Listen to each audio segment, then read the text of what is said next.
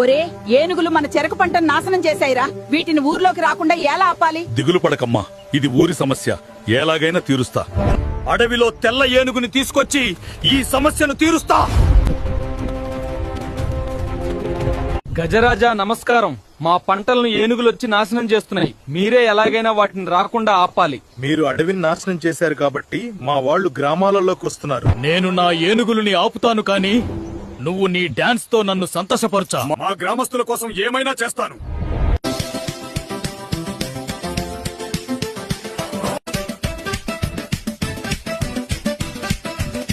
బాగా చేశావు, కానీ ఇది సరిపోదు.